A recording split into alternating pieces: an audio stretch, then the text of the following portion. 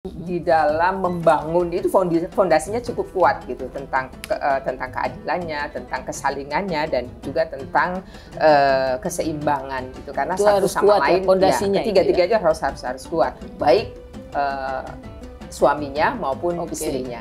Jadi tidak lagi ya konsep sumur, kasur, dapur perempuan gitu. Ya, itu yang kita sebut sebagai konstruksi budaya yang tidak adil gender.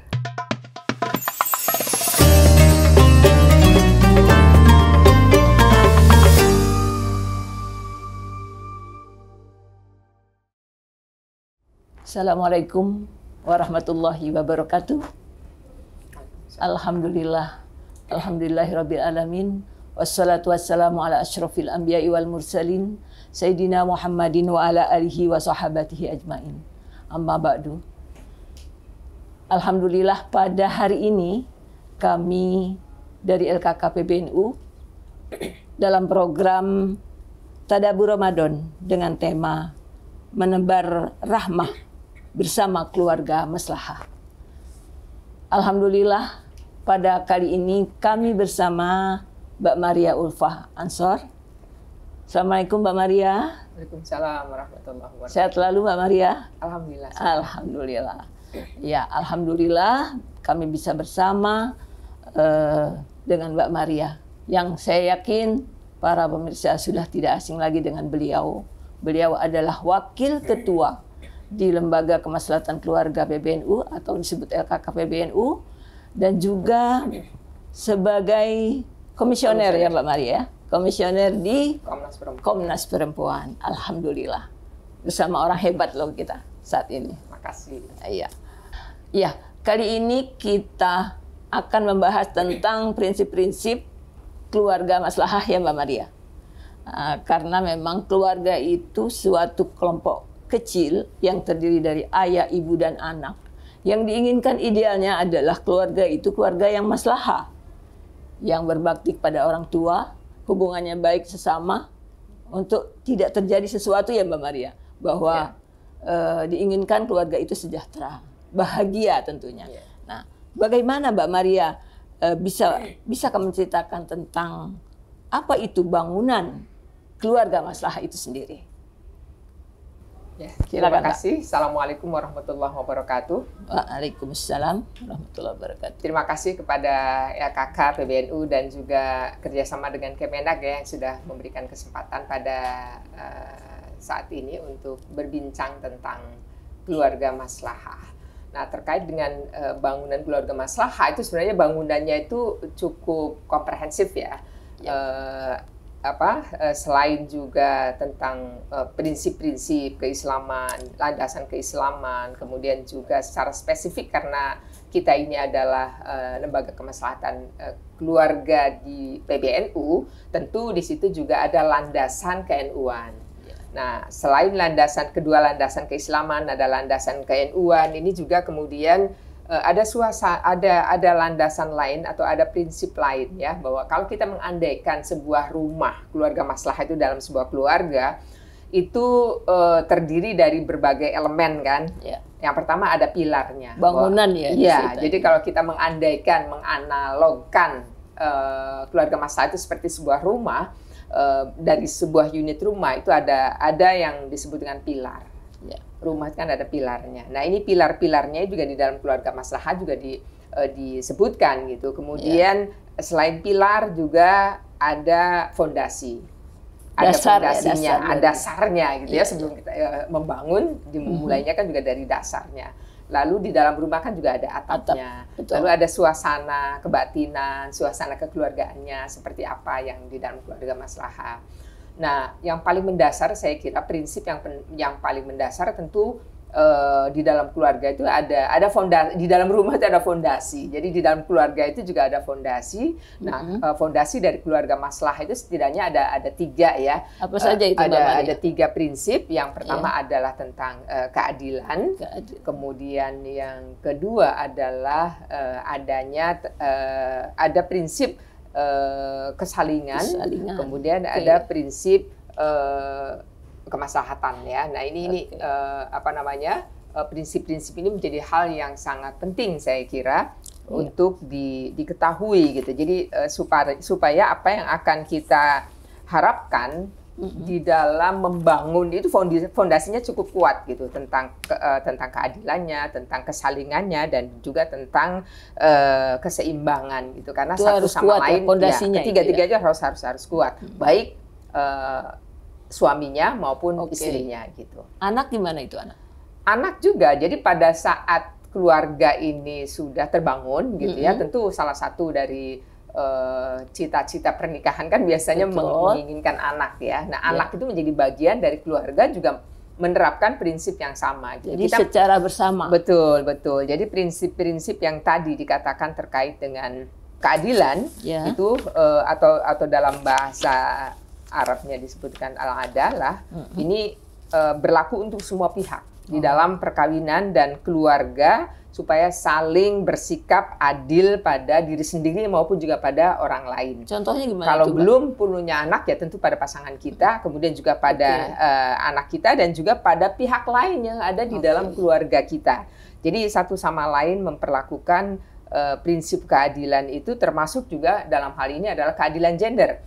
Laki-laki dan perempuan itu juga tidak bisa dibeda-bedakan, tidak boleh didiskriminasi apalagi misalnya. Jadi kedua jenis kelamin laki-laki dan perempuan, suami istri ini sebagai satu kesatuan yang memiliki tiga prinsip tadi, satu sama lain saling saling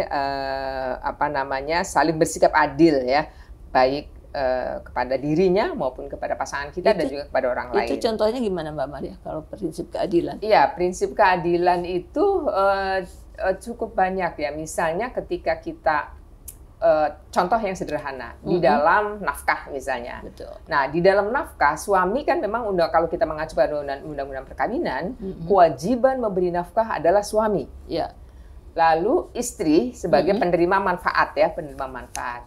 Bagaimana ketika misalnya si istrinya ini biasa punya penghasilan, punya dari keluarga yang lebih mampu lah kira-kira seperti itu, sementara suaminya misalnya secara ekonomi ya boleh dibilang termasuk sederhana gitu di bawah ini.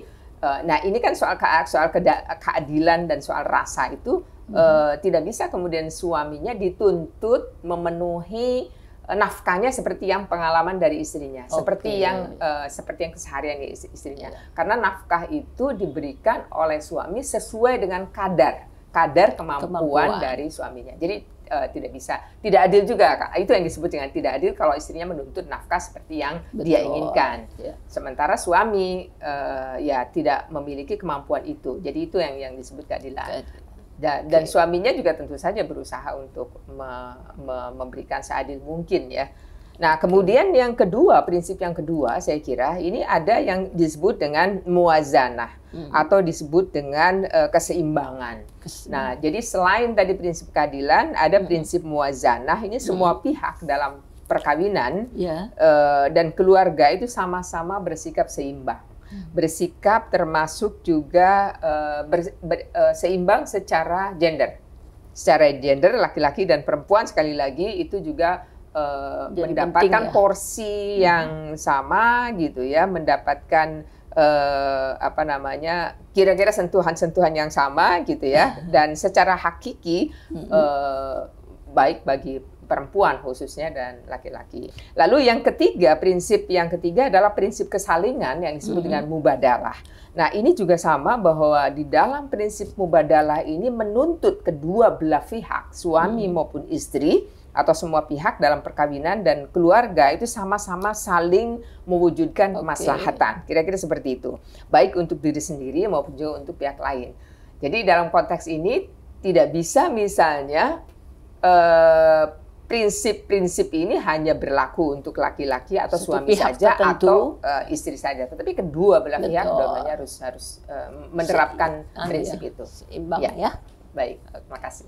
Mungkin Mbak Maria perlu contoh-contoh yang memudahkan kita memahami apa, kalau tadi keadilan sudah diberikan contoh, kemudian yang terkait dengan prinsip keseimbangan, terus ada prinsip kesalingan. Nah, bagaimana itu contoh yang real yang bisa kita sampaikan kepada pemirsa? Baik, terima kasih. Yang terkait dengan keseimbangan itu misalnya dalam keseharian, kita ini kan apalagi di kota-kota ya, suami maupun istri kan punya pekerjaan lain ya. Wanita karir. Ya enggak selalu berkarir juga gitu, Okay. tapi kan semua manusia punya mandat sebagai khalifah. Jangan lupa itu. Mandat sebagai khalifah bagi seorang istri itu tidak dibatasi hanya sebelum menikah, lalu setelah menikah dia tidak boleh misalnya. Nah, ini kan juga penting dilakukan bahwa dalam kita menjalankan perintah Allah itu bentuknya bisa macam-macam. Bisa kemudian kalau kita posisi itu mempunyai posisi sebagai karir bisa, atau bisa juga segera kita mengabdi pada masyarakat gitu. Itu juga bisa. Gitu. Jadi kesempatannya diberikan. Kesempatannya diberikan, kemudian kita juga masing-masing dengan kesibukan kita, baik suaminya juga sibuk dengan kerjaannya, kita juga sibuk dengan kerjaan kita, itu diberikan porsi yang seimbang juga. Kapan saatnya kita harus membagi diri kita untuk keluarga gitu. Berarti kalau keseimbangan itu bagaimana dengan domestiknya? Tetap juga harus seimbang. Persis. Termasuk pembagian tugas di dalam rumah tangga. Ini kan pembagian tugas di dalam keluarga itu seringkali dalam kondisi ini seringkali dikonstruksikan ya. Betul. Atau masyarakat menganggap bahwa urusan rumah tangga itu urusan istri, urusan domestik itu menjadi tanggung jawabnya perempuan gitu. Nah, dalam konteks keluarga maslahah tidak lagi demikian gitu. Jadi kapan saatnya perempuan mengerjakan kegiatan-kegiatan domestik, kapan saatnya juga suami mengerjakan pekerjaan-pekerjaan domestik, bisa dua-duanya gitu. Dan kita bisa saling berbagi misalnya, apalagi kalau kedua-duanya bekerja, punya anak, sementara anak juga perlu diurus ya, terutama pada saat jam-jam sekolah misalnya. Ini kan juga perlu ada keseimbangan, pembagiannya juga harus seimbang gitu. Jadi tidak lagi ya konsep sumur, kasur, dapur perempuan gitu. Ya, itu yang kita sebut sebagai konstruksi budaya yang tidak adil gender. Karena tuntutan itu kalau kami melihat bahwa masyarakat masih banyak memang yang berpandangan bahwa perempuan itu nggak usah suka tinggi lah. Nanti juga baliknya sumur, dapur, kasur. Ya boleh saja orang berpandangan demikian, tetapi bagi keluarga maslahah dilarang. Laki-laki perempuan punya semangat yang sama, punya kesempatan yang sama, berlaku untuk untuk keluarga, dan kita juga bisa mengekspresikan diri sesuai dengan keahlian dan ilmu yang kita miliki. Jadi dapur, sumur, kasur itu kalau keluarga maslahah itu sudah dikubur, Mbak. Iya. Tapi di daerah masih banyak tuh ya. Itu yang harus kita sosialisasikan. Bahwa keluarga maslahah, tugas LKK itu, Mbak. Betul. Keluarga maslahah adalah membangun keadilan. Ketika perempuan hanya diposisikan dapur, sumur, kasur, artinya memberlakukan tidak adil terhadap perempuan, terhadap istri. Begitu juga ketika kita memberlakukan kesalingan, kalau sudah ditempatkan atau dikotakkan bahwa perempuan itu dapur sumur, tidak ada lagi perempuan memiliki kemampuan untuk bisa mengekspresikan apa yang dimilikinya gitu. Jadi bagi keluarga maslahah itu tidak hanya untuk dirinya, tapi juga kemaslahatan yang kita miliki. Jadi prinsip yang tadi tiga pilar tentang keadilan, kesalingan dan keseimbangan itu tidak hanya dinikmati oleh kita sebagai keluarga maslahah, tetapi kita mensosialisasikan juga kepada keluarga kita yang lain.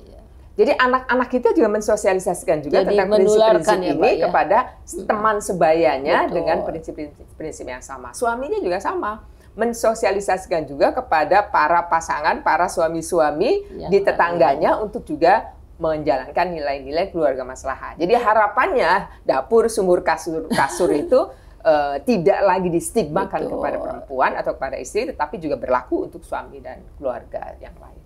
Bagus sekali ya, Mbak, kalau punya pengetahuan yang seperti tadi dikatakan oleh Mbak Maria, bagaimana untuk menjadi keluarga maslahah dengan memberikan pengetahuan kepada tetangga, kepada teman, untuk menularkan bahwa perlunya ada prinsip-prinsip dalam sebuah keluarga itu, kesalingan di antara sesama. Betul. Jadi kalau dalam konsep keluarga maslahah itu sesungguhnya kan kita sedang membangun ekosistem keluarga maslahah. Dimulai dari diri kita sendiri, dari suami kita, dari anak kita, dari keluarga kita, lingkungan terdekat kita. Nah, lingkungan terdekat kita sudah terbangun keluarga maslahah, kita mensosialisasikan kepada pihak luar, kepada tetangga, saudara, lingkungan gitu ya, untuk juga mengamalkan tentang prinsip-prinsip keluarga maslahah. Sehingga komunitas itu menjadi komunitas yang keluarganya keluarga maslahah gitu. Berarti manfaat bagi diri, manfaat bagi lingkungan, bermanfaat bagi negara. Betul. Itulah harapannya keluarga maslahah itu barokah. Bagus banget tuh. Betul, barokah, karena barokah itu kenikmatan tidak hanya dinikmati oleh diri sendiri, tapi juga dinikmati oleh orang banyak. Manfaat juga sama, kemanfaatannya tidak hanya untuk kita sendiri, tapi juga orang lain juga menerima manfaatnya. Kira-kira seperti itulah idealnya ya. Kalau keseimbangan gimana itu Mbak Maria? Yang bisa dijelaskan keseimbangan contohnya gitu. Iya, keseimbangan ya contohnya kita tadi Mbak Nena sudah menyebutkan kalau seandainya istrinya menjadi wanita karir gitu ya. Nah, itu sebagai seorang istri juga punya tanggung jawab supaya di rumah tangganya tetap dilakukan, tetapi di pekerjaan fungsi juga domestiknya tetap jalan. Fungsi domestik dikerjakan, fungsi publik juga dikerjakan. Sama halnya tapi dengan itu perlu kesepakatan juga kali Mbak Maria. Sama halnya. Jadi ini yang disebut keseimbangan itu ketika suaminya juga di dalam konsep keluarga maslahah, ketika sebelum menikah atau pada saat memasuki akad nikah, prinsip ini sudah ada di kepala suami, sudah ada di kepala istri, jadi tidak ada lagi kesepakatan. Itu kesepakatannya dari tulus, dari hati yang dalam, meyakini, menjiwai bahwa dalam pernikahan itu wajib hukumnya bagi diri sendiri, bagi dirinya masing-masing, menjaga keseimbangan. Sehingga ketika suaminya bekerja, oh iya ya istri saya lagi sibuk. Oke, saya memandikan anak saya menyuapin, kemudian habis itu mengantarkan ke sekolah. Tugas misalnya. Bersama ya. Tugas bersama. Atau sekali waktu karena anak sudah dimandikan oleh istrinya, kebetulan tidak punya PRT, suami bisa menyapu ngepel supaya anak-anak di rumah tetap dalam situasi yang bersih. Nah, itulah yang disebut dengan keseimbangan. Kesalingannya itu jalan, keseimbangannya lalu sama-sama membagi tugas, membagi pekerjaan. Penugasan yang ini ya, betul, seimbang. Betul. Itu Nabi Muhammad SAW juga mengajarkan kita begitu kan? Betul sekali. Itu keteladanan dari Rasulullah. Rasulullah kan juga diceritakan ada yang menjahit sendiri bajunya, yang memasak gitu. Tidak pernah mencela masakan istri misalnya. Saya rasa asik juga ya Mbak Maria kalau bicara hal-hal yang terkait dengan bagaimana kita mewujudkan sebuah keluarga maslahah dengan tadi prinsip-prinsip yang 3 kita sudah bahas bareng. Ada prinsip keadilan, ada prinsip kesalingan, dan prinsip keseimbangan. Tentunya ini idealnya sebuah keluarga harusnya memiliki prinsip ini ya. Betul. Itu prinsip dasar ya, prinsip dasar. Karena kita menyebutnya di dalam keluarga maslahah itu sebagai fondasi keluarga. Betul. Nah, ketika fondasi ini goyah, kuat, itu kan bisa jadi kemudian pilarnya yang sudah kita bangun juga ikut goyah juga gitu. Saya rasa sudah selesai kali ya waktunya untuk kita bersama-sama bincang kali ini Mbak Maria. Mungkin nanti ada kesempatan lain yang bisa kita manfaatkan. Saya yakin para pemirsa juga sangat membutuhkan informasi-informasi yang baik sekali untuk bagaimana LKKNU dengan program yang sangat baik. Ingin bagaimana program yang terkait dengan keluarga maslahah itu bisa diterapkan ya Mbak Maria bagi masyarakat umum. Saya rasa itu. Ya. Saya Muzaina Zain mengucapkan terima kasih atas perhatiannya, juga Mbak Maria. Ya, terima kasih untuk segala perhatiannya. Sampai jumpa lain kesempatan. Wallahu muwaffiq ila aqwamit thoriq. Wassalamualaikum warahmatullahi wabarakatuh. Waalaikumsalam warahmatullahi wabarakatuh.